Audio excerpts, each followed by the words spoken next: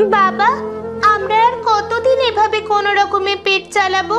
পেট যে আর কথা শোনে না। হ্যাঁ বাবা, কতদিন হলো আমরা দুটো ভাত পেট ভরে খেতে পারি না। চলো না বাবা, আমরা সবাই বনে গিয়ে কাঠ কেটে বাজারে বিক্রি করব। কিন্তু বাবা, সেটা যে তোদের অনেক কষ্ট হয়ে যাবে।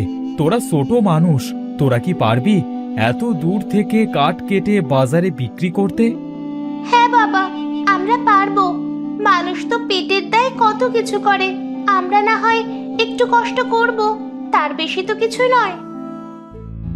আচ্ছা, তোরা যদি পারিস তাহলে চল, আমরা তিনজন মিলেই কাঠ কেটে আনি।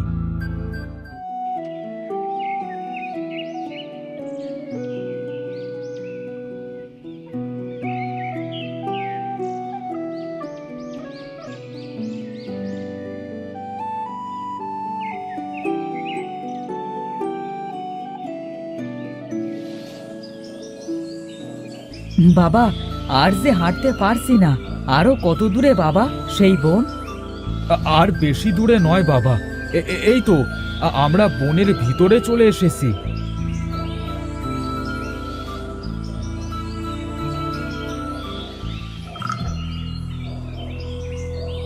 বাবা, ওই দেখো, কত সুন্দর একটা হরিণ।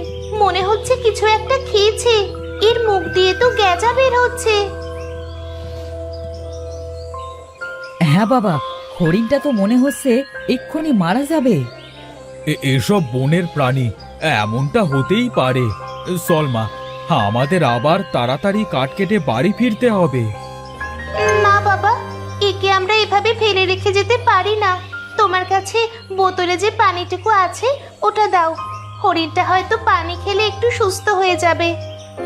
কিন্তু আমাদের যে পানির দরকার হবে মা, এই গভীর বনে পানি কোথায় পাবি? বাবা দাও তো, পরেরটা পরে দেখা যাবে।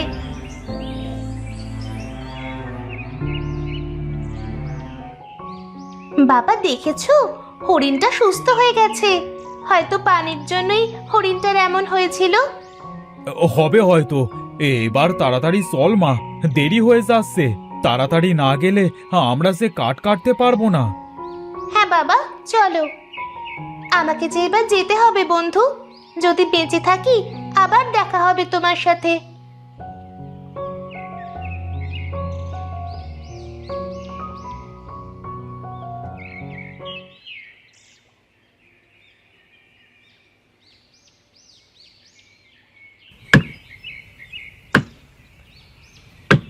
হ্যাঁ, আর যে পারছি না বাবা, খুব সে পানির পিপাসা লেগেছে।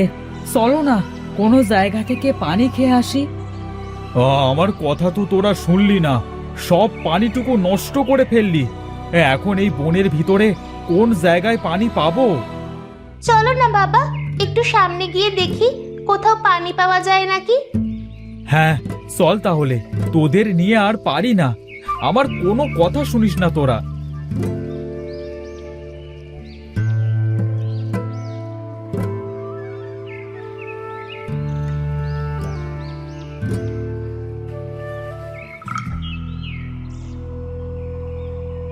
বাবা, বনের এত গভীরে কে থাকে?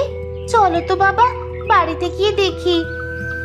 হ্যাঁ মা চল, দেখি কেউ একটু পানি দেয় নাকি।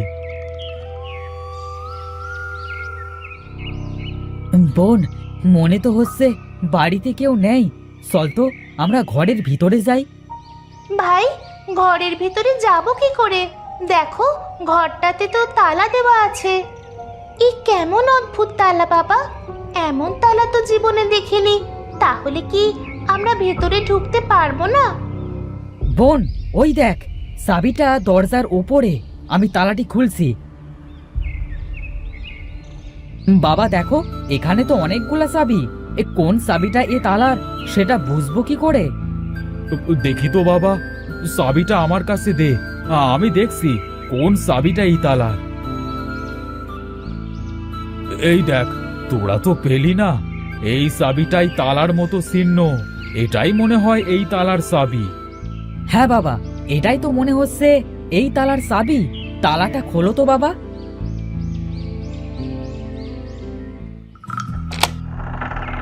ওই তো বাবা, তালা খুলে ভুলে গেছে।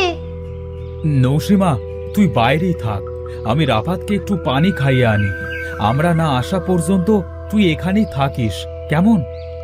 আচ্ছা বাবা, তোমরা তাড়াতাড়ি ফিরে এসো কিন্তু।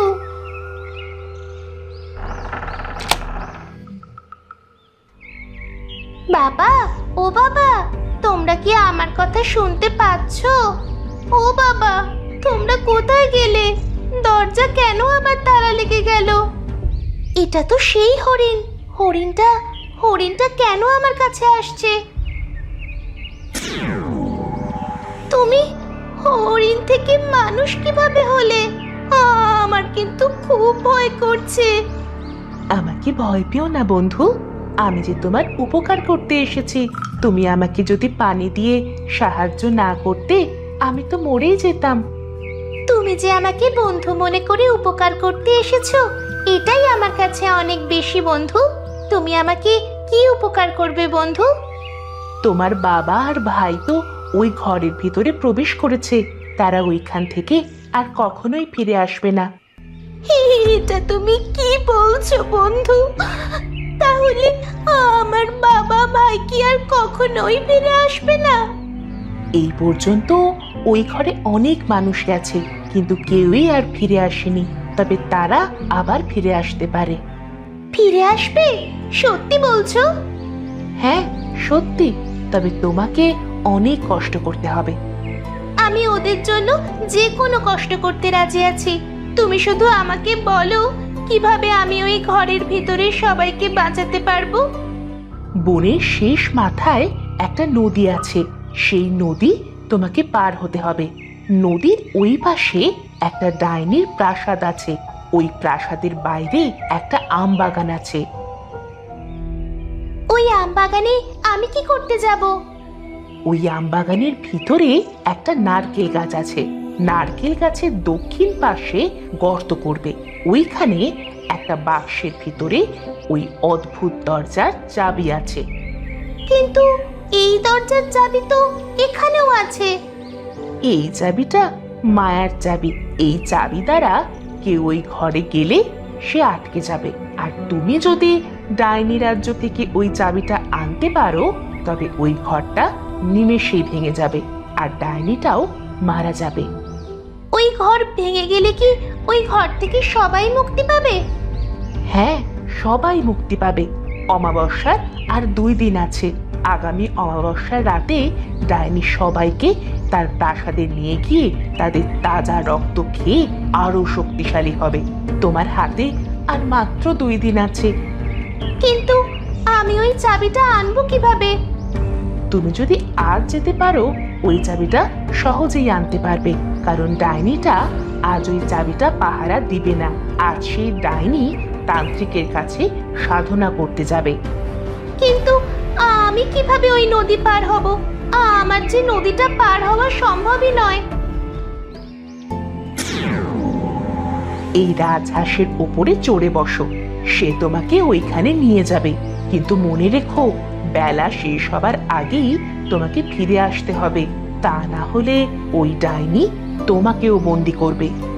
তোমাকে অনেক ধন্যবাদ বন্ধু, আমাকে উপকার করার জন্য।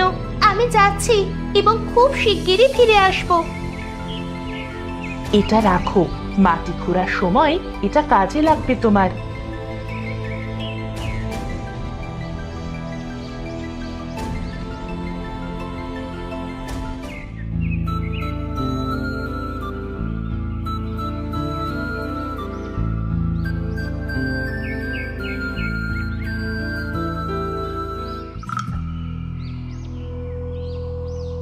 তুমি এখানে দাঁড়াও বন্ধু, আমি খুব তাড়াতাড়ি ফিরে আসবো। তাড়াতাড়ি ফিরে এসো, না হলে ডাইনিটা আবার ফিরে আসবে।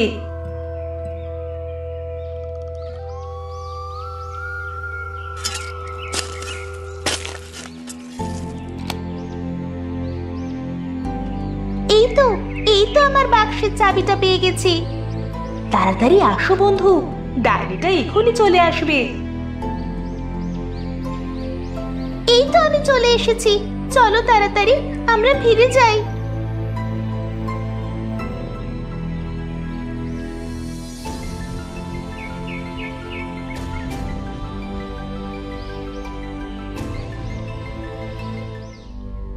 আমি চলে যাচ্ছি বন্ধু, তুমি তাড়াতাড়ি তোমার কাজটি সেরে ফেলো, না হলে ডায়েরিটা এক্ষুনি চলে আসবে। হ্যাঁ বন্ধু, আমি এক্ষুনি যাচ্ছি।